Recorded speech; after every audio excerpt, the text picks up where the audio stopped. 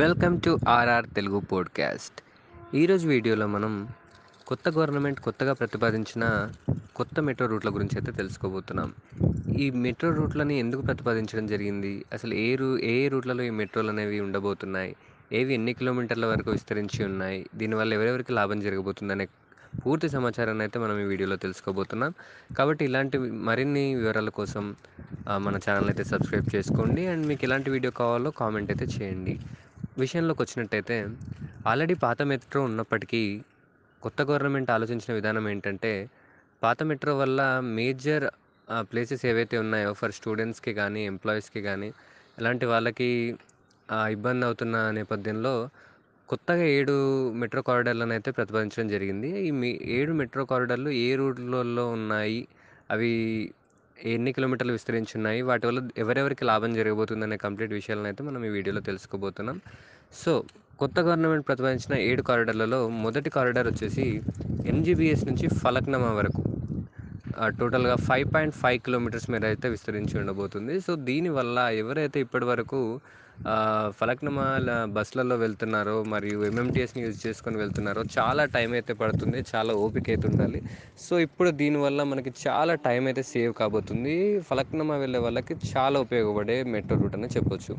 So second corridor వచ్చేసి ఫలక్నమా నుంచి చంద్రాయన్ గుట్ట క్రాస్ రోడ్ వరకు 1.5 కిలోమీటర్స్ మెట్రో రూట్ అయితే ప్రతిపాదించడం జరిగింది. దీనివల్ల చాంద్రాయన్ గుట్ట సైడ్ మెట్రో అయితే లేదు, చాలా ట్రాఫిక్ అయితే ఎప్పుడు మనం చూస్తూనే ఉంటాం. సో ట్రాఫిక్ని కంట్రోల్ చేయడానికి ఇది ఒక మంచి రూట్ అనే చెప్పుకోవచ్చు.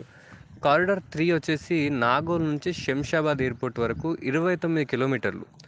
నాగోల్, ఎల్బీ నగర్, చాంద్రాయన్ గుట్ట మీదుగా అంతర్జాతీయ విమానాశ్రయం వరకు కూడా ఈ రూట్ అయితే ఉండబోతుంది. దీనివల్ల ఎవరైతే మేజర్లీ ఎయిర్పోర్ట్కి వెళ్ళాలనుకుంటున్నారో శంషాబాద్ ఎయిర్పోర్ట్ సైడ్ వెళ్ళే వాళ్ళకి చాలా తక్కువ బస్సులు అయితే మనకు కనబడుతుంటాయి. అండ్ చాలా టైం అయితే స్పెండ్ చేయాల్సి ఉంటుంది అక్కడ వరకు వెళ్ళడానికి.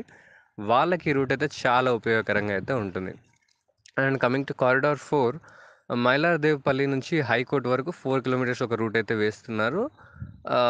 దీనివల్ల ఎవరికి లాభం జరుగుతుందో మనం చెప్పలేం, బట్ ఓకే, మేబీ ఆ ఊర్లో ఉన్న వాళ్ళకి maybe it would be useful. And coming to corridor 5, Rayadurgam నుంచి అమెరికన్ కన్సులేట్ వరకు 8 కిలోమీటర్లు అయితే వేస్తున్నారు. ఇది రాయదుర్గం, నానక్రమ్గూడ, విప్రో జంక్షన్ల మీదుగా ఫైనాన్షియల్ డిస్ట్రిక్ట్ వరకు అయితే ఉంటుంది.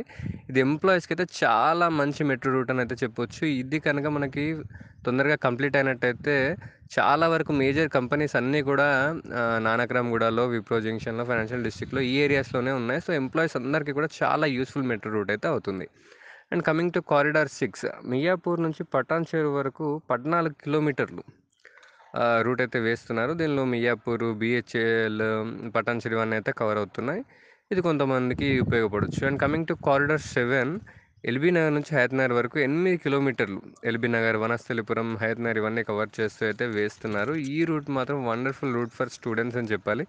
ఈ మెట్రో రూట్ మాత్రం అయినట్టయితే చాలా వరకు కాలేజెస్ అన్నీ కూడా విజయవాడ హైవేకి నల్గొండ రూట్లో అయితే ఉన్నాయి. సో స్టూడెంట్స్ అందరికీ కూడా చాలా మంచి రూట్ అయితే అవుతుంది, చాలా టైం సేవింగ్ అవుతుంది.